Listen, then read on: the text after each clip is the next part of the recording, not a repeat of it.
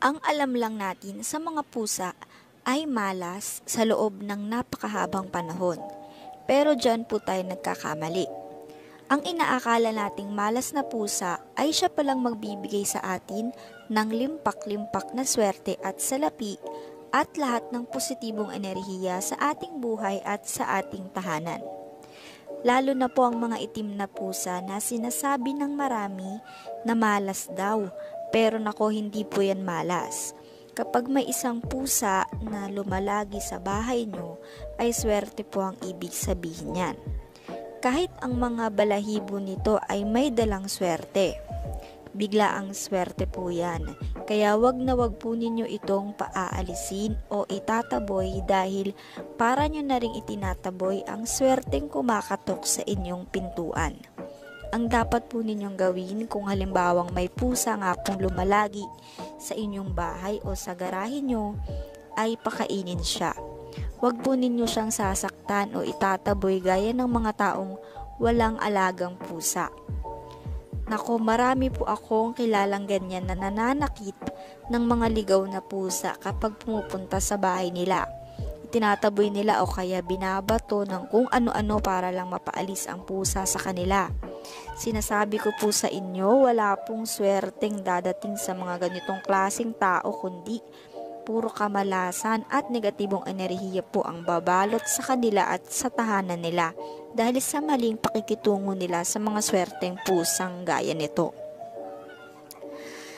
Ngayon, kung meron nga pong palaging pumupunta at lumalagi sa inyo na pusa, pakainin po ninyo.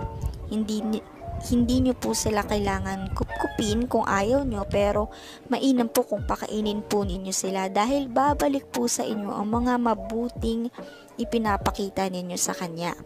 Ang sabi nila, ang mga itim na pusa daw ay malas, pero hindi po.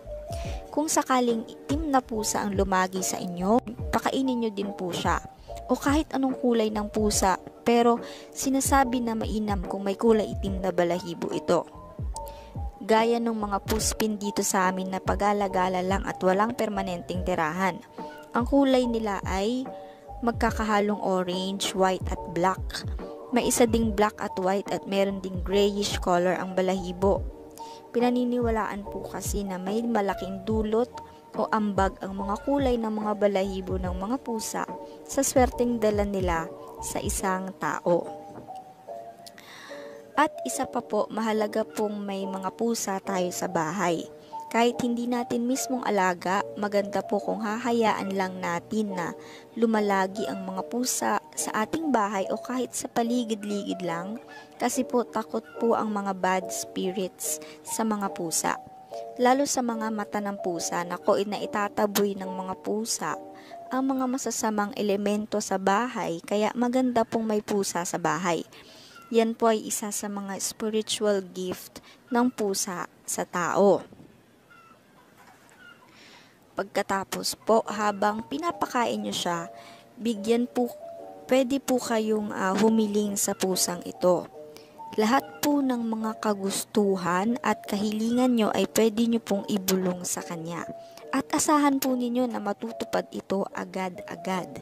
Sa pamamagitan lang po yan ng pagpapakain sa pusang laging pumupunta sa inyo. Pero kung sa tingin nyo po ay kulang pa ito at parang natatagalan dumating ang swerte nyo, ang gagawin nyo lamang po ay kumuha ng isang yellow paper. Tandaan po ninyo, kailangan po ito ay yellow paper. Isang piraso lang po ang kailangan.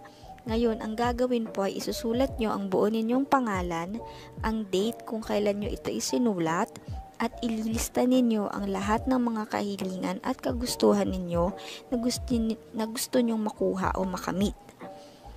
Isulat nyo po doon lahat na pagkatapos, lagyan po ninyo ng pirma sa bandang dulo sa ibaba.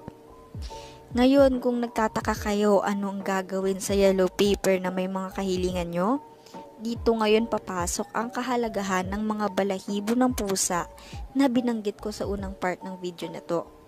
Una ay pagmasdan po ninyo kung saan lumalagi ang mga pusa sa inyong bahay.